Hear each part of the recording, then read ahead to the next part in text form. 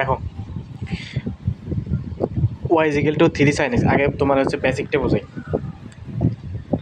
এটা হচ্ছে ওয়াই সমান সমান সাইন এক্স আছে, আমাকে এখানে বলে দিচ্ছে যে ওয়াই এন সমান সমান কত, এন পরিমাণ হচ্ছে আমি ডিফারেন্সিয়েশন করবো এটাকে। তাহলে ওয়াই সমান সমান সাইন এক্স আছে, একবার ডিফারেন্সিয়েশন করলে সাইন এক্সের সূত্র হচ্ছে কজ এক্স। এখন এটাকে আমি আবার সাইনেই রূপান্তর করব, কিন্তু এটাকে সমাধান করলে আবার কজই ফেরত আসবে। এখন আমরা ইয়েতে পড়ছি, ত্রিকোণমিতিতে পড়ছি যে যদি তোমার এখানে সাইন কজ যেটাই থাকুক এর ভিতরে যদি জোড় সংখ্যক 90 থাকে, ধরো 2 ইন্টু 90, 4 ইন্টু 90, মানে জোড় সংখ্যক যদি 90 থাকে, এই পাশে প্লাস মাইনাস যাই থাকুক, জোড় সংখ্যক 90 থাকলে এটার কোনো পরিবর্তন হবে না। অর্থাৎ সাইন থাকলে সাইন, কস থাকলে কস, ট্যান থাকলে ট্যান, কট থাকলে কট, যা থাকবে তাই থেকে যাবে। তবে যদি এইখানে জোড় সংখ্যক 90 জায়গায় বেজোড় সংখ্যক 90 থাকে, তাহলে সামনে যেটা আছে সেটা পরিবর্তন হয়ে যাবে।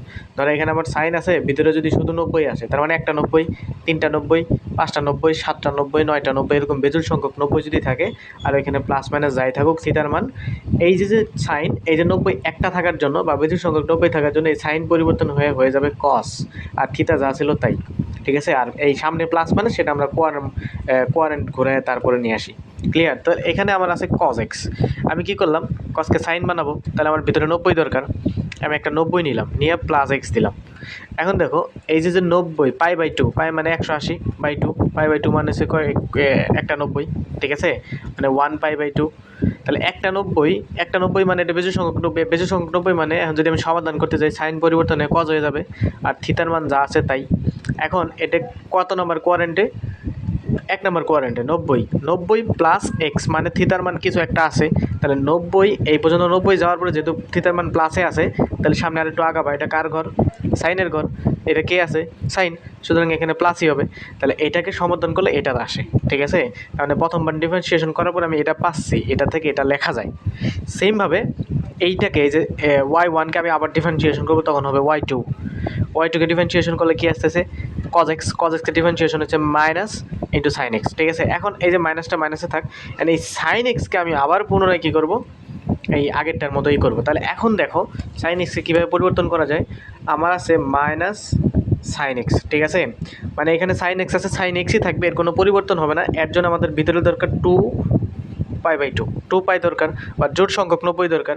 পাই/2 মানে 90, তাহলে আমি 2টা পাই নিলাম, ঠিক আছে, প্লাস হচ্ছে এক্স নিলাম। এখন এইটার এটা কী যাবে? কাটা, তাহলে পাই থাকবে কয়টা? একটা।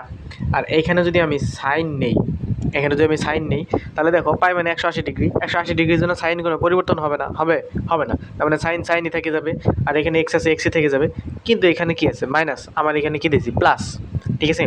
মাইনাসটা কীভাবে আসবে এটা খেয়াল করো, এই যে 90 ডিগ্রি পরে প্লাসে আছে থিতার মান, তাহলে আমরা জানি এটা 80, এটা 180, এটা হচ্ছে সাইনের ঘর। যখন থিতার মান প্লাসে যেহেতু আছে, তার মানে সামনে যখনই এক ঘর আগাবে তখন এটা টেনের ঘরে চলে গেছে। আর জানি নিজের ঘরে না থেকে অন্যের ঘরে গেলে মাইনাস হয়, এই জন্য এখানে মাইনাস হয়েছে, ঠিক আছে। তার মানে আমি এইটা যেটা লিখছি, এই যে সাইন 2 ইন্টু পাই/2 প্লাস এক্স, এটাকে যদি আমি সমাধান করি, 2 কাটা, তাহলে থাকতেছে সাইন পাই প্লাস এক্স।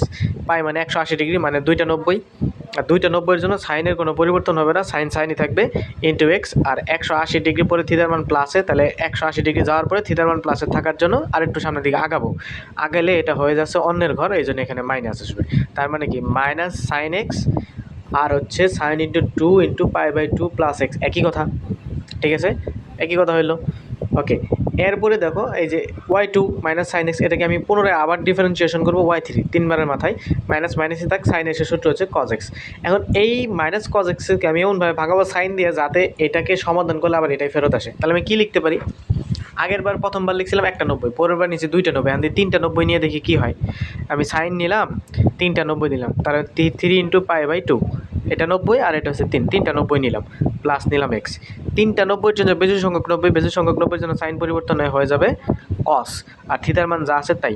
যেহেতু 3টা 90 প্লাস এক্স আছে, তাহলে আমরা কোয়ারেন্ট ঘুরাই, 1টা 90, 2টা 90, 3টা 90, প্লাস এক্স থাকার মানে সামনের ঘরে আগাবে। এটা কার ঘর? এটা হচ্ছে কস আর কস সেকের ঘর, কস আর সেকের ঘর, কিন্তু আমি কাজ করতেছি কারণে সাইনকে নিয়ে। তাহলে সাইন যেহেতু অন্যের ঘরে চলে গেছে, তাহলে এখানে মাইনাস, তার মানে কি মাইনাস কজ এক্স, আর এইটা একই কথা, তাহলে আমি কি করলাম, এই সাইন এক্সকে একবার ডিফারেন্সিয়েশন করার পরে সাইন এক্স দ্বারাই প্রকাশ করছি, কীভাবে? 1টা 90 প্লাস এক্স। আবার দ্বিতীয়বার ডিফারেন্সিয়েশন করা মাইনাস সাইন এক্সকে আমি আবার প্রকাশ করছি সাইন ইন্টু 290 প্লাস এক্স। তিনবার ডিফারেন্সিয়েশন করার পরে পাইছি মাইনাস কজ এক্স, এটাকে আবার আমি সাইন দ্বারা রিপ্লেসমেন্ট করছি, 3টা পাই প্লাস এক্স। তার মানে প্রত্যেকবার কী হচ্ছে, সাইনই থাকতেছে। এবং এই যে দেখো প্রথমে 1টা 90, পরে 2টা 90, মানে 1টা π/2, পরে 2টা π/2, তারপরে 3টা π/2, এরপরে গুলো 4টা π/2, 5টা π/2, 6টা π/2, 7টা π/2, এভাবে আসবে। তাহলে আমরা লিখতে পারি ওয়াই এন পরিমাণ যদি করি সাইন এক্সকে, তাহলে সাইন n π/2 প্লাস এক্স। ঠিক আছে, এখন এখানে 3, 4 যাই দেখ না কেন, যেমন এখানে দেখো আগে ছিল শুধু সাইন এক্স, এখন সাইন 3x নিলাম। তাহলে সাইন 3x নিলে প্রথমবার ডিফারেন্সিয়েশন করে 3 তো কনস্ট্যান্ট থাকবে, সাইন এক্সের শুধু কজ এক্স। ঠিক আছে, 3কে সামনে রেখে বাকিটুক আগের মতোই সেম জাস্ট বসাই দিছি, বাকিটা আগের মতোই 190 প্লাস এক্স। এরপরে যখন তুমি দ্বিতীয়বার ডিফারেন্সিয়েশন করো, এটা তো কনস্ট্যান্ট সামনে থাকলো, সাইন কজ এক্সের ডিফারেন্সিয়েশন মাইনাস সাইন এক্স। ঠিক আছে, তাহলে এখানে 3টা 3 থাকলো, আর মাইনাস সাইন এক্সকে দেখো একটু আগে ডিফারেন্সিয়েশন করে আমরা কী পাইছিলাম, এই যে সাইন 2 π/2 প্লাস এক্স, মানে ডিফারেন্সিয়েশন করার পরে যখন ভাঙাইছি তখন এটা পাইছি, জাস্ট ওই যে সেম জিনিসটা এখানে বসাই দিছি, আর কিচ্ছু করিনি। সেমভাবে পরেরটা বসাই দিলাম। এইভাবে গেলে কি হবে, এই যে এখানে যে সামনে যে তোমার ইটা থাকবে, কি বলে সংখ্যাটা থাকবে, সেটা সামনেই থেকে যাবে, প্লাস এই যে সাইন এক্সের ডিফারেন্সিয়েশন n পরিমাণ করলে যেটা আসবে সেটা এখানে থেকে যাবে। তার মানে এখানে একটা সূত্র আমি পাইলাম। এখন পরের বার হচ্ছে যদি সামনে কোনো চলক না থাকে, যদি সাইন এ এক্স থাকে, এরকম থাকে এ এক্স, তাহলে কি হয় দেখো, মাইনাসটা মাইনাস থাকলো, সাইন এক্সের সূত্র হচ্ছে কজ এক্স লিখলাম, কজ 3x আছে 3x লিখলাম, 3 তো আর কি না আমার এখানে তোমার এক্স না, তাহলে এটাকে আবার ডিফারেন্সিয়েশন করলে আসবে d/dx, 3 ইন্টু এক্স, 3 যেহেতু কনস্ট্যান্ট, তাহলে কনস্ট্যান্ট সামনে রাখলে এক্স d/dx, এক্সের মান হচ্ছে 1, 1 সাথে 3 গুণ করলে 3, তারপরে 3 থেকে যাচ্ছে। এখন দেখো এই 3টা চলে আসলো সামনে,